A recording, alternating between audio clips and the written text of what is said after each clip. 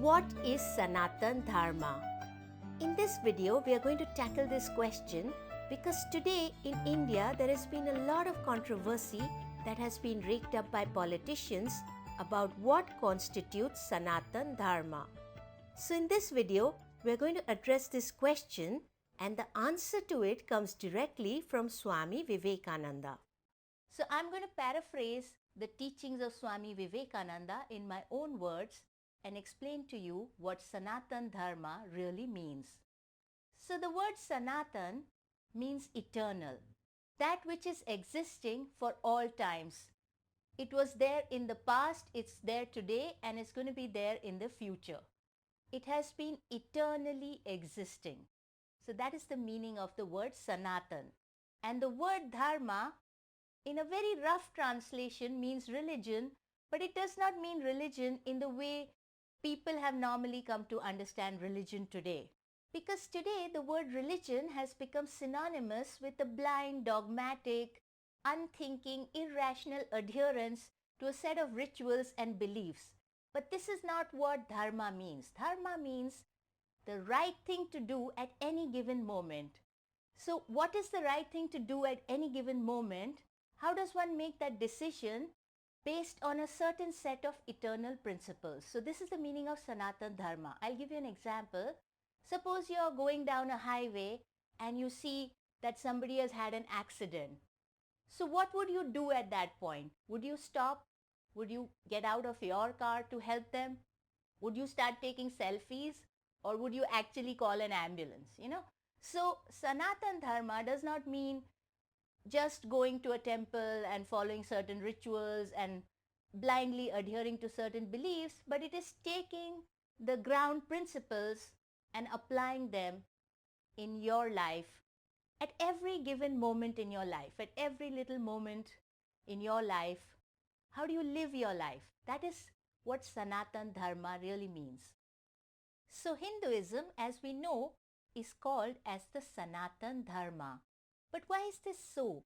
What is there in Hinduism that is Sanatan, that is eternal? So as Swami Vivekananda has explained, there are two aspects of Hinduism. The first is the Karma Kand, or the ritualistic portion, and the second is the Gyan Kand, or the knowledge portion. So which of these portions of Hinduism can be called Sanatan, can be said to be eternal, to be never changing? Which of these portions was the same 10,000 years ago, is the same today, and is going to be the same 10,000 years hence? Even if we go 25,000 years or a million years into the future, which portion of Hinduism is going to remain unchanged? So let us answer this question, and as I said before, we are going to answer it from the knowledge that has been shared by Swami Vivekananda. So when we look at the Karma Kand section of Hinduism, this is the ritualistic portion, and if we look at the rituals that were conducted in the Vedic period and compare them with the rituals that are conducted today, we will see a vast amount of difference. So in the Vedic period, for example, people used to conduct yajnas, and the mantras that were chanted in those yajnas are quite different from the mantras that are chanted in the yajnas today. Now, of course, we are still doing the yajnas, so that part hasn't changed, but the mantras that were chanted in the Vedic period are quite different from the mantras that are chanted today. So today, for example, if we are conducting a wedding or if we are conducting the cremation ceremony, then in those rituals, the mantras that are used are not the Vedic mantras. Only a small fraction of Vedic mantras are used, but the bulk of the mantras come from the Puranas and the Tantras.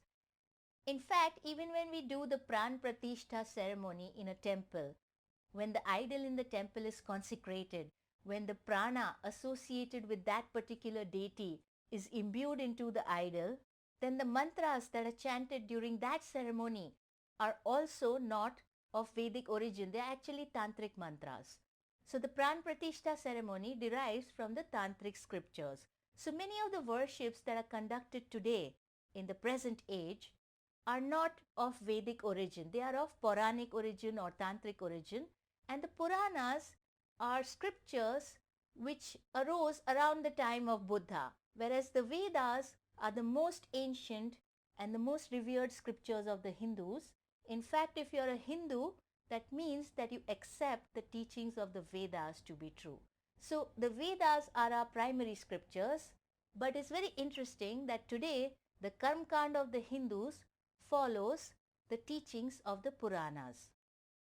Now, there is a very valid reason why the rituals of Hinduism have changed to follow the Puranas, because with the passage of time, what happens is that people lose touch with the original teachings. The circumstances change, the social conditions change, and people are not able to draw the linkage between the teaching and their present day life or their present day difficulties. And this is why new scriptures were taught to us by our rishis. You know, Lord Krishna has said in the Gita that whenever religion declines, an avatar comes, a rishi comes to show people a new path forward through their difficulties. So this is why the Puranic scriptures were written. They were written to make the teachings of the Vedas more relevant and more understandable to the common folk. You know, so every time we have social conditions changing, our rishis wrote the Puranas, they wrote the Smritis, and in this way they guided people forward. So the beauty of Hinduism, and this is what demarcates it from other religions, is that it is not static. It is not fixed in time. It is not that somebody came and said something and you are just dogmatically adhering to that teaching for the rest of eternity. Every time situations change, the same teaching is taught to people in a new light, in a new way, so that it can be made easier to understand, it can be made relevant, and people can adopt the teachings and implement them in their lives. So this is the beauty of Hinduism. It is not static, it is very flexible, and it is always changing with circumstances, and there is an evolution of thought in Hinduism. Every time a new rishi has come, he has added something to the religion, because the knowledge of God is infinite. God himself is infinite, and so the knowledge of God is infinite. So it's very difficult to capture the entire knowledge in one particular book. And so as time has passed, you know, from the Vedic times up until now, as time has passed, we have had numerous rishis, numerous God realized people who have come and explained more and more aspects of the ultimate reality. And now we have a wonderful library of scriptures. We have a wealth of knowledge that is present to us, this generation that has come so many thousands of years after the Vedic period. So compared to people in that time, we have a much, much, much deeper knowledge, because we have had rishis who have added to it. So coming back to our discussion of the Karm Kand portion of Hinduism, where we were seeing that it is not an eternal portion because it is always changing. So we saw that the rituals or the yajnas conducted in the Vedic times are quite different from the yajnas conducted in the present time.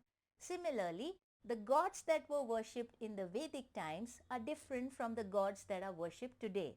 For example, in the Vedic times, they used to worship Indra, Agni, Vayu, whereas in the present times you will see that these gods, it's not that we don't worship them, but of course our temples are not built dedicated to these gods. We have added new gods to the pantheon. So our gods today are quite different from the gods that people were worshipping in the Vedic times. So for example, today we worship Hanuman. Lord Hanuman was not present in the Vedic group of deities. Even when we read the Hanuman Chalisa in the temple, in the Hanuman temple, that Chalisa has been written by Goswami Tulsidas, again a rishi who lived in our recent times. He lived 500 years ago during the reign of King Akbar.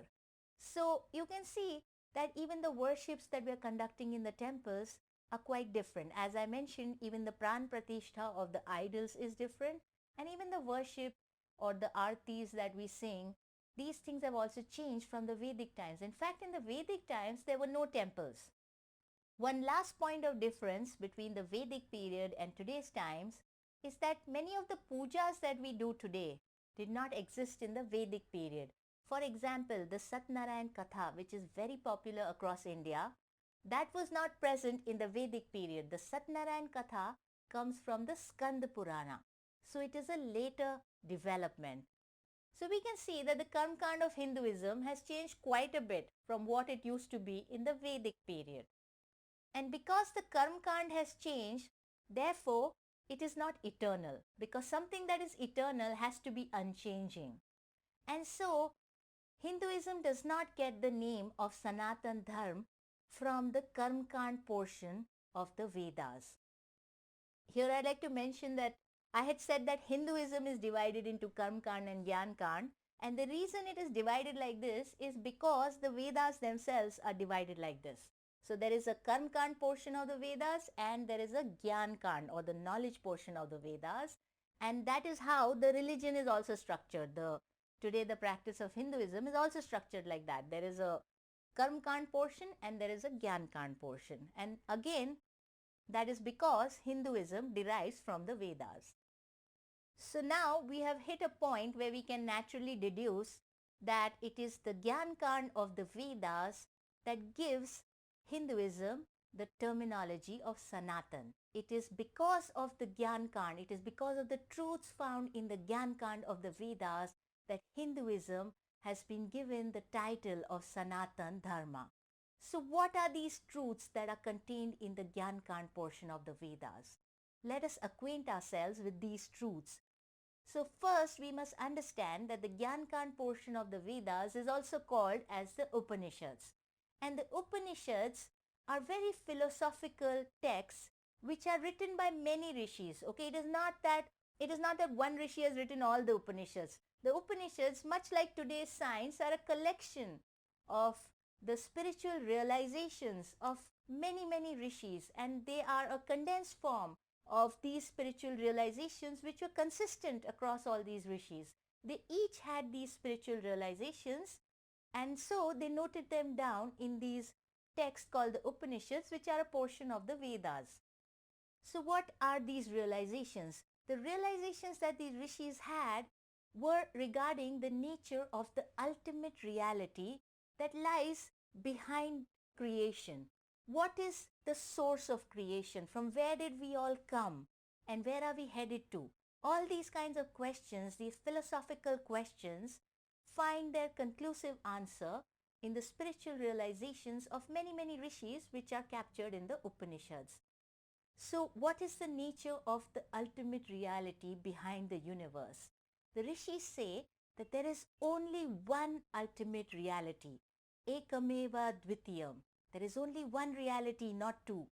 And furthermore, this reality is omnipresent, Sarvam Khalvidam Brahma. And furthermore, this reality is of the nature of pure consciousness, Pragyanam Brahm.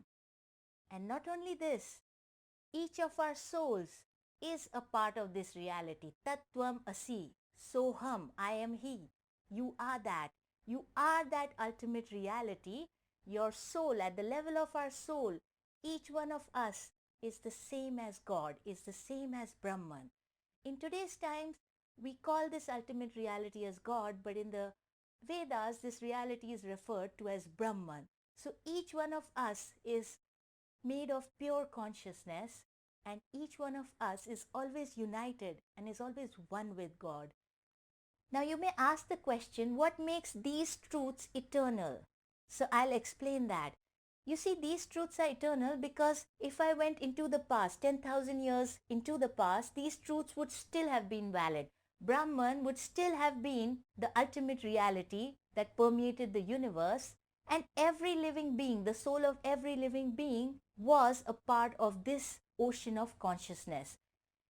Even if I traveled 100 million years ago to the time when the dinosaurs roamed the earth, these truths would still hold. The truth about the nature of the ultimate reality that permeates the universe would still hold true.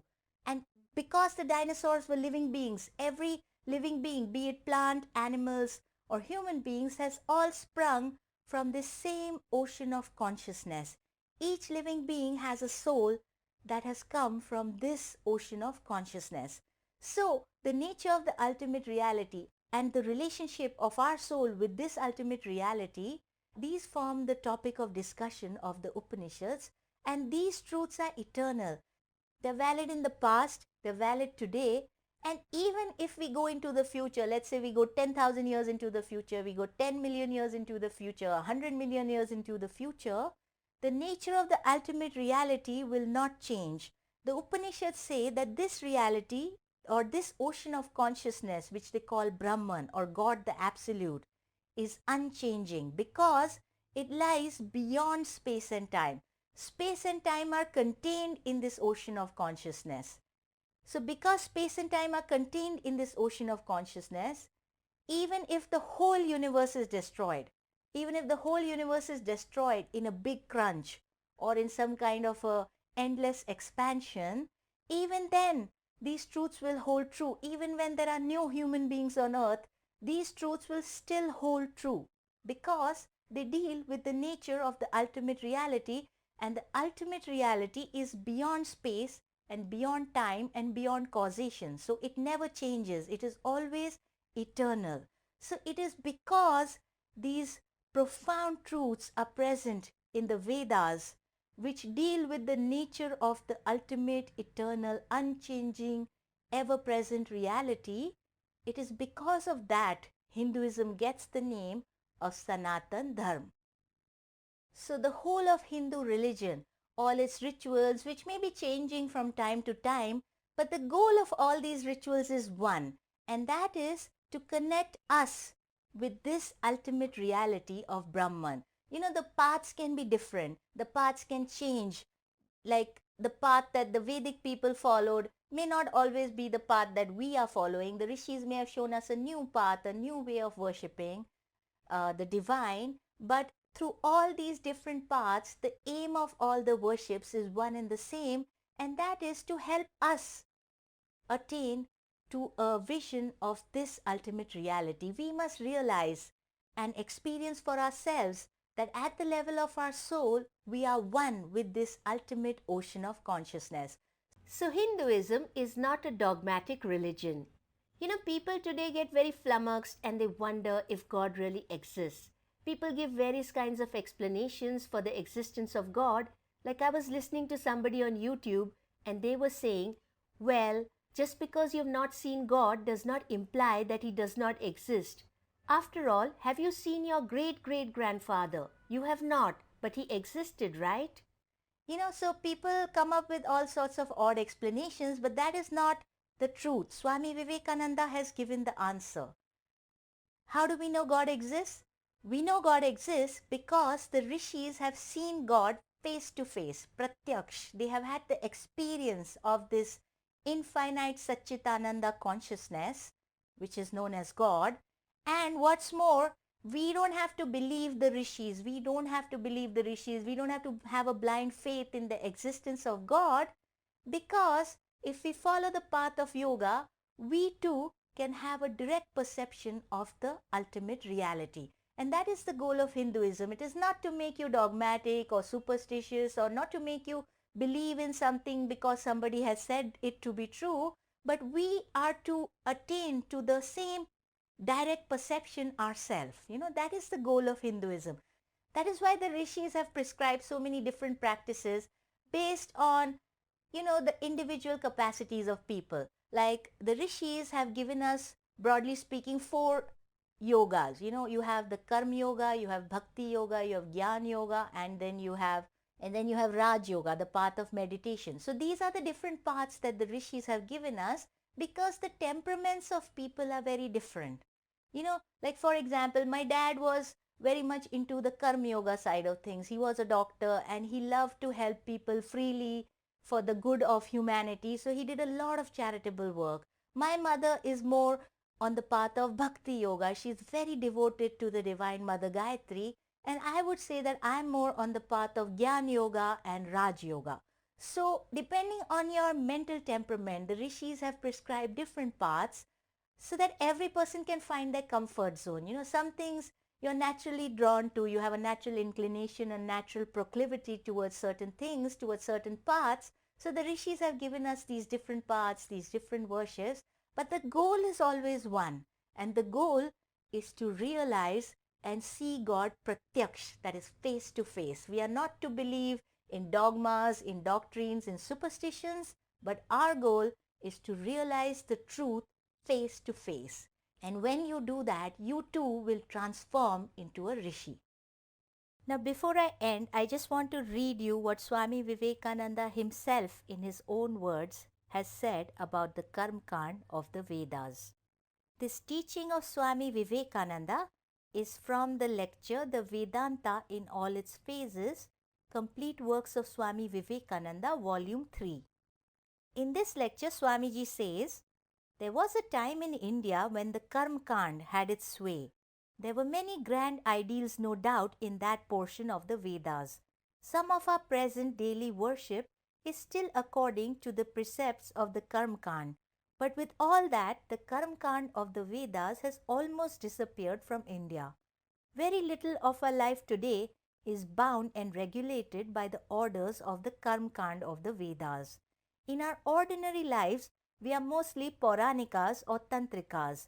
And even where some Vedic texts are used by the Brahmins of India, the adjustment of the text is mostly not according to the Vedas but according to the Tantras or the Puranas. As such, to call ourselves Vedikas in the sense of following the Karma Kand of the Vedas, I do not think would be proper. So what Swamiji is saying is that the Karma Kand of the Vedas is no longer much in use. Hindu religion now rests completely on the Gyan Kand of the Vedas. That is why it is known as the Sanatan Dharma. Now, in another lecture titled The Religion We Are Born In, Swamiji has said, the Vedas are divided into the Karma Kand and the Gyan Kand. Whether for good or for evil, the Karma Kand has fallen into disuse in India, though there are some Brahmins in the Deccan, meaning the south, who still perform yajnas now and then with the sacrifice of goats. And also, we find here and there traces of the Vedic Kriya Kand in the mantras used in connection with our marriage and Shraddh ceremonies, etc. But there is no chance of its being rehabilitated on its original footing. Kumarila Bhatt once tried to do so, but he was not successful in his attempt. The Gyan Kand of the Vedas comprises the Upanishads and is known by the name of Vedanta, the pinnacle of the Shrutis as it is called. Wherever you find the Acharyas quoting a passage from the Shrutis, it is invariably from the Upanishads. The Vedanta thus is now the religion of the Hindus, meaning that the Gyan Kand of the Vedas is the Sanatan Dharma or the religion of the Hindus. If any sect in India wants to have its ideas established with a firm hold on the people, it must base them on the authority of the Vedanta. They all have to do it, whether it is the Dvaitist or the Advaitist. Even the Vaishnavas have to go to Gopalatapini Upanishad to prove the truth of their own theories. I'm using the word dharma and dharma interchangeably. Dharma is the Hindi pronunciation and dharma is the English pronunciation. So I hope that this video on Sanatan Dharma is helpful to you. I'm trying to now get back on my YouTube podcasts and videos. They had got affected because my father suffered from cancer and he recently passed away.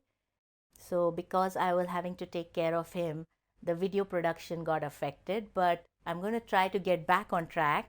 And if you want to support the Spiritual Bee, because we do need funds to better our equipment, our video taking equipment, we need a studio where we can record videos uninterrupted, because normally I record at home, but the noise around my home is so much in Mumbai that it becomes very difficult to record. I have a building being constructed right next to my apartment, and so it's very difficult. So I'm thinking of renting a studio. So if you want to help us out, if you want to help the Spiritual Bee, if you want to help us make more content, then please donate to the Spiritual Bee Foundation. I'll keep a link to it in the description below this video. Take care, and I'll meet you again soon.